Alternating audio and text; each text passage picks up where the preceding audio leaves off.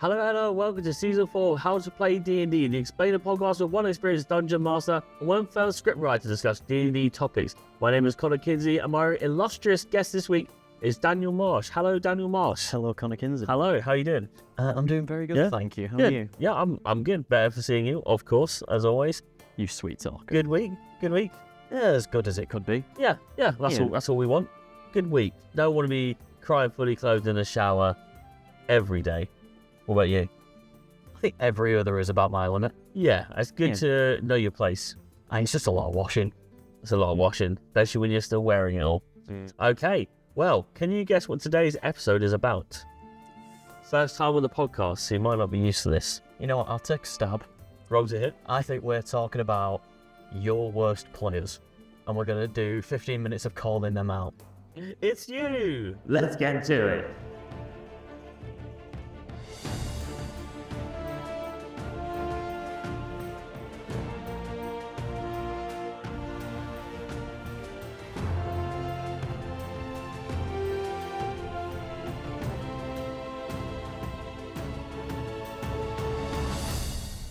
Okay, so today's episode is about DMing Roleplay and D&D. Roleplay isn't an easy ball to juggle. Sometimes you've got to hold a bunch of balls in your hand before you really get into dealing with a lot of them in your face at any one time. Marcy. Kinsey. I dress up as a burrito on Saturdays and head down to the canal in hopes that a pedestrian will take me as a snack. What am I doing? A new form on drag, I'm going to have to say. Oh, yes. Getting dangerously close to that canal and all. Yeah, well, you say dangerous, but maybe that's exactly where I need to be. Maybe not when I'm around sunshine. Extra hot sauce on this taco. That's what I'm saying. Know what I'm saying? We're starting off strong. Yeah, I have no idea what I'm saying. Anyway, to the real questions. Right, as a first-time DM, how do you approach roleplay? Good question. If we're talking like DM to players, generally I'll try to get the player as engaged as early as possible. I will come out strong to sort of show it's okay to do what you're ready to do. Yeah.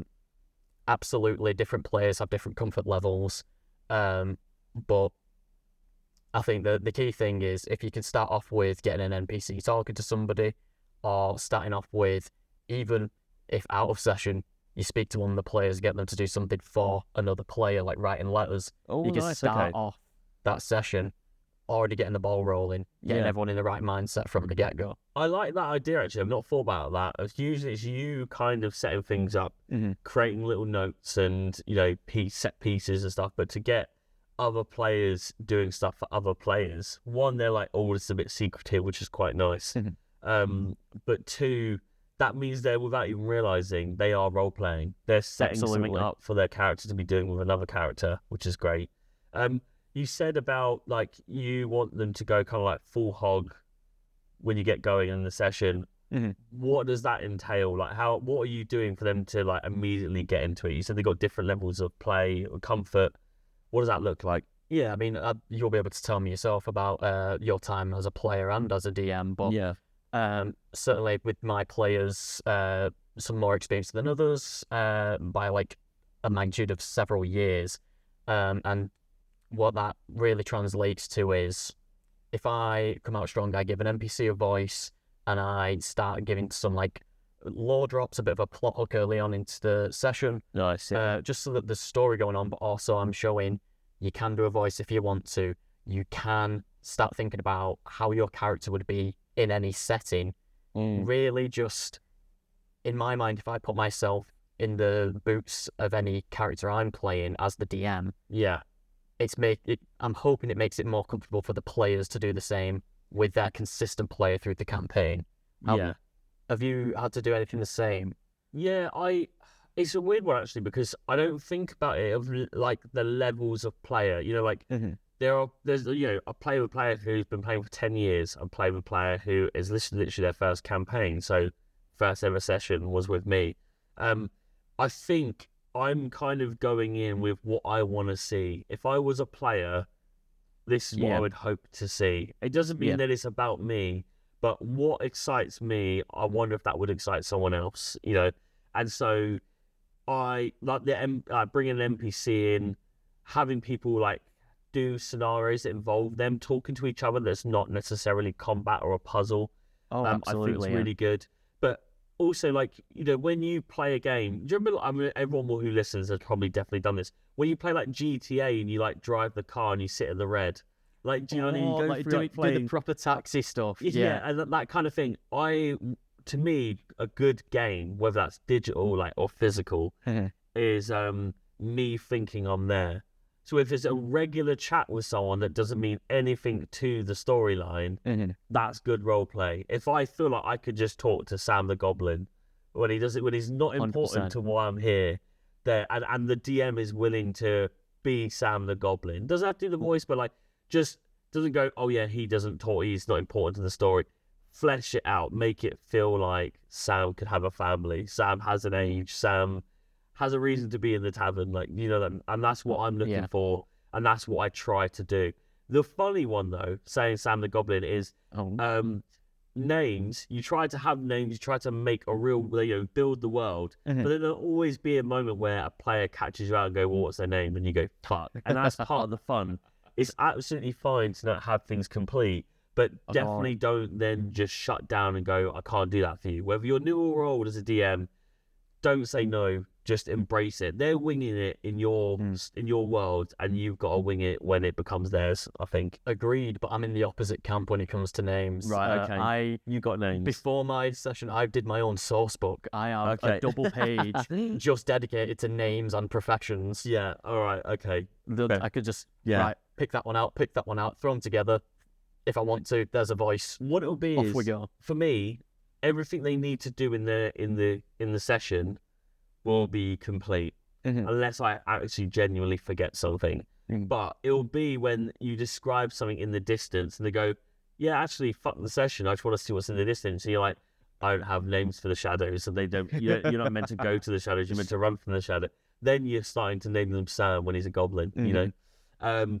All right, second question, how do you get players embodying their characters in a session?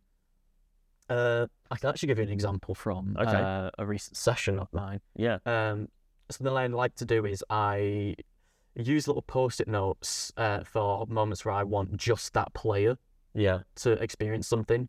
And recently we had a thing where I used a spell, a combination of message spell and command that were being put through a magical artifact. I'm careful not to say too much because this is an ongoing campaign. Oh, right, okay, yeah. And I don't know if my players are watching too early. But for the player that experienced this, their character was hearing a lot of whispers, it'll come to me. Like a consciousness, something? Yeah, like there is a different spell that does it, but it's a lot of like whispers, dissonant whispers. Dissonant whispers. An awful lot of that coming through, but underneath all that was real commands to carry out. And for that player on that post note, rather than just writing out the command, I spent a day just fully sketching out like schizo coded. Right, okay. Like Homer writing on the wall. Genuinely, kind of, like crazy stuff on the mirror all over these post-it notes. And when I handed to them, the look of shock on the player's face, but it immediately got into like, this is what my character is feeling in this moment. Is a visual representation, and that's twice as helpful, right? It's like theory of the mind to a point. Yeah, when you can't go through and do your own recordings, and we're not professionals at the end of the day. No. Small things like that, even if it takes an extra 20 minutes to set up, that extra level of effort, it's felt by the players. It was felt by me when I was a player, when my DM put in effort like that. And certainly I've seen better roleplay come out of that player when I've done things like that than when I've said, oh, you hear a bunch of whispers and also these commands and they tell you to do this now, go do it. Yeah, it is an awful lot better to come up with alternatives that don't necessarily give a one-to-one experience. Yes. But mimic it to a point that's understandable for that player. Yeah, and it is a way, or it's a different way of like the approach, right? They might be quite quiet when it comes to having a conversation with each other. He might not roleplay well at all with other players in terms of not getting involved as much unless he's forced to. But if he's a physical player that requires something to really kind of go, like something ticks in the brain and now I can do it. Yeah. That's good, right? We all do different things. Some people are practical, some people are way more good at maths, or so it makes sense that's that person's approach. You get more out of them. Absolutely, and it will differ from player to player. But if you can even speak to your players beforehand, if they know how they prefer to play, that's certainly a thing I would suggest. But if someone's not played D&D before, or any other TTRPG, or maybe they're new to this, you'd probably get a lot of a quicker start with anyone who's had a theatre background. Yeah. But anyone outside of those circles, even just doing a few one-shots before your big campaign, if you want to be prepared, so you can figure out how they play, is a good idea. I highly recommend, like we're going to replace a player soon in a campaign, and we're organising a session 0. So regardless of the players that are already in that campaign, for a new player, it's always good to have a session 0, especially if you haven't run a campaign yet. You're a new DM, like as for the topic, and you have that first session, and that whole point of that is to see how people gel together and how people play. Are they right for your session? Are they right for each other? So that's a good moment to be kind of analysing how you get the most out of the person. Are they worth your time? Because you're giving up a lot of yours as a DM. Oh, yeah. And I don't mean that as in like, God, they're a nightmare, or they're a horrible person. They could be a really good player, but do they work for what you're kind of, the puzzle you're putting together? Maybe not, Okay, so should new DMs focus on roleplay over combat? In my opinion, yes. Okay. Hot take? I think It's quite a loaded controversial. question. It's a loaded question. I think combat is necessary for maybe not every session, but every campaign. Yeah.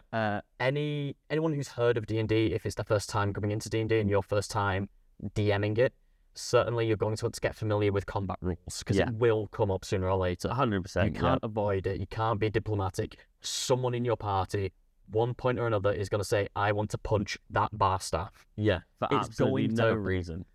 Haggling over 5 copper, I'm going to punch them in the face. It's going to happen. So you need to be familiar with combat and be familiar with how powerful your players are. Whether that's throwing some like rabid animals at them every now and then, maybe a bandit on the trail, or even, building up to large bosses, things like caves of owlbears or dragons with like mounds of gold at the end of the campaign. Tiny cocks, but Don't know. Well, you would. yeah. Well, proportional to the dragon, not for you. Well, I don't know what a tiny cock on a dragon will look like, but it's definitely my next question for my next guest. Oh, I can't wait to see how that goes. Yeah. But no, where was it? Certainly, I think combat is necessary in that sense, just so you don't get tripped up when the time does come. But as a player, I think you get a lot more out of a role play. Certainly engaging with the rest of the table and with the story. And it's really, at the end of the session, a good combat will stay with you, but those character moments will flesh out that character, and that character will stay with them for a long time. Roleplay defines the character going into combat, Exactly. Anyone can be unnamed warrior with a big sword cutting off something's head. 100%. But you need a lot of role play and a lot of downtime for your party to really get to know each other as characters. Yeah. And also for your players to get to know their characters themselves. Yeah. To give a name and a person to these epic feats being carried out. No, I agree. And I think, there's a lot of combat in my games because it's a sweat fest. But, if I could, I would escape combat. But I do think it's important in sessions, arguably nearly every session, because people expect it. Yeah. But sometimes you'll have, and we've talked about on the podcast before, there will be sessions where you have combat where people just your party will just cut through people like butter, and that's fine because it's showing where they've grown, what they've become from level 1 where they get hit by a cloud and they're dead, to now we can just flee villages. But is there any risk going into a session, into combat, when you have no reason for your character to care about your character? No, but you don't have that the other way around. I survived a big fight, so now roleplay is good. Doesn't work that way, not in my mind. All right, next question. As a first-time DM, do you have any tips for other DMs as to how to get the best out of players through roleplay? So the ones who already do roleplay. to get the best out of them. So tips for new DMs: how to get the best out of players through roleplay. Like, what can they do when in roleplay to get the most out of it, I suppose. Okay. Certainly, like some of the tips I've already given tonight, small things for the players individually to focus on either during the session or beforehand. But also a very good one to get the most out of roleplay for yourself and for the players is going to be to talk about the characters with your players, either one-on-one or as a group, if you're all a big group of friends, outside of the session. Yeah. And maybe even discuss, like, if you gave them in-world a week to themselves and you just touched in after a while and said, well, what is it you think you would have gotten up to? Things like that's that. Quite nice.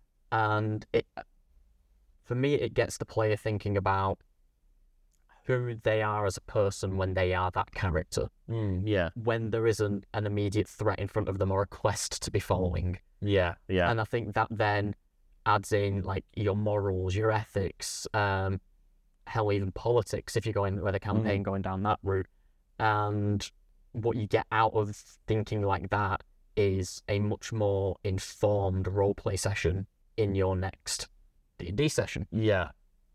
Which I think you have all that information in the back of your head. You don't even have to really be thinking consciously about it. In the character. Yeah. You know what they've been up to. You're no longer thinking, what would my character do?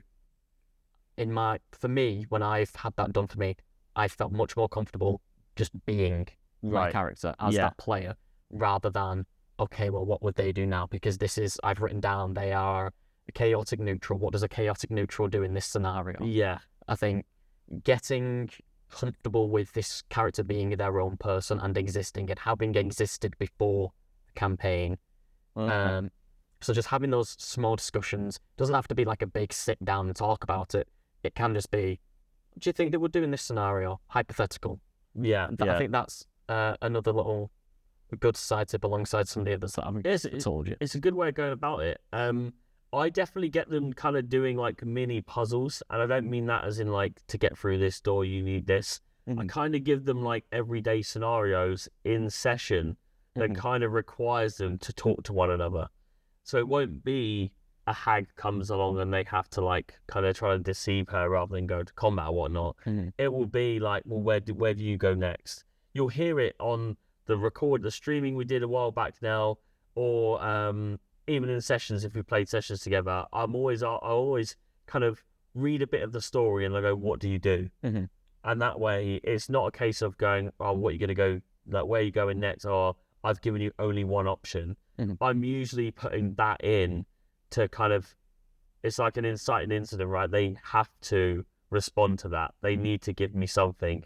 And that usually means that any apprehension is kind of like removed, because someone will speak up because I've asked them a question, but for their character rather than them as a player, you know? I like that. Yeah, so it's kind of like a teacher approach, but it does help. Was you going to say something quick? I was going to ask you, when you've been a player and not a DM, what's the best thing you've had done for you to get you role-playing? It's a tough one, because I work really well on the fly. Like, I improvise fast, and if I'm improvising poorly, it's usually the comedic route. If I don't have anything really good to say, then I'll say something funny, or I say something that I think will get a bit of a laugh, but it will fit with my character. Whereas if it's something deep and meaningful, I need time for that, right? Because it's meaningful for me. So I work quite quick like that. It doesn't take me long to respond. And so it's hard, because I'll usually act before I think in D&D, which usually works for my characters. I think better players would probably prefer that they're given a scenario that they can then kind of calculate and work out, strategize, whereas there's no strategy in what I'm doing. As a DM there is, but not as a player. You know, I'm a terrible player in the sense of I'm happy to be there and to do things, but I'm not going to be the guy who flanks. Oh, I'm going to hate doing a one-shot for you. At least it'll be funny. Oh, yeah, I mean, everyone will have a great time, but I know that's the kind of player I am, which also works in my favour, right? That I'm not scared going in as a random new character, because I know that I will work quite well given, like, immediately to work with. You're happy not knowing much going in. Yeah, you can pick it up as you go. That's fine with me. I kind of enjoy the fact that I can't second guess the situation, because I usually struggle. If I can second guess a show or a film within a couple of minutes, I'll probably turn it off. Like, if you haven't spent any time outsmarting me, then I can't be bothered to be there. So I like that kind of method of playing and watching and reading and everything. So I'm a weird player in that sense. Most people, they're in the world, they're escaping their real world, and they're trying to do something, you know. Yes. So another one I was thinking of for. Oh, I thought you said I got one more. For role play, best get out players out of through role play, is to, what was it? Oh, I've had it now, but we've gone on a tangent. Oh, I'm very sorry. No, it's my fault. It's right. Best out of players through role play. Do you have anything to add whilst I'm thinking about this? I'll put you on the spot now. Oh, don't do this to me. I tell you what is really beneficial is giving players. You might disagree, I don't know, because everyone's different, but okay. In all the sessions I run in terms of campaigns or ongoing characters, say in a server where they can turn up for one-shots, is they've all got backstories, right? And even if on a server where someone knows their backstory, some DM knows the player's backstory because they've accepted that this player can play that character. Yeah. But I never want to read their backstories. But in the campaign, I know the backstories, but no other player can know their backstory. And the point of that is I will get the best out of people in their role play because they know, like your personal note, there's kind of like a visual representation of what they're feeling. Yeah. I am putting things in my story that very much are assigned to characters, but not open enough that other characters realise that. Yeah. And I do that all the time. I don't want people to feel like they've been left out because it's Dave's day today, that he's the star of the show. But Dave is definitely going to know that there's something in there or a little hint about his backstory. Sometimes I do it and they look dead in the face because they actually have forgotten their backstory. That's the risk you run. And that's absolutely fine because I know that at least I'm fulfilling my side of the bargain. Absolutely. You know? At the end, it may even be that a few sessions later, one of your players, has happened to me before, one of your players goes, oh, I didn't pick up on that at the time. Yeah. And then they have to go back and things take a while to click in. I mean, I love doing a big reveal after setting lots of little like seeds. Yeah. And my players take like 40 minutes going back through notes, seeing what they've done in the last like 6 sessions. And what everything meant for this moment. And suddenly if you can weave that into someone's backstory, and that's even better for them. When it pays off, they are going to fucking love it. And seeing people's faces like that where you spent time on them, it's so rewarding. It's precious. And even if it doesn't pay off like that, it still makes for a good story for everyone involved. Yeah. They get a good session out of it. And that's what you want at the end of the day, at the very least. You want people to have fun and remember the time you spent on it, really. Selfishly, you want people to be like, oh, I really enjoyed this. And the selfish side of that is going, you enjoyed it because of me, but I'll keep that in the back of my mind. Kinsey wants you to tell me it's been a very, very good job. Just tell me. No. I like knowing that they enjoyed it. They turned up, they had a good time, and I go, that was time well spent. You know, that's my gift. You don't want to finish a session thinking, I would have preferred to have stuck a film on. Yeah, exactly. All right, well, yeah, there we go. Well, congratulations. Long episode. Nearly completed the longest episode, I think. We've had a good bit of yakking here. Yeah, not bad. Okay, today's adventure is sadly come to a close. We're back in next week with the topic, what was an orange core before we invented the colour, and why are strawberries red and not brown? And as always, thank you for tuning in, and if you'd like to join on the D&D action, then please follow us on Instagram at howtoplayD&D, or check out the link in our bio to join our Discord server. I've been Connor Kinsey. And I've been Daniel Marsh. Good day.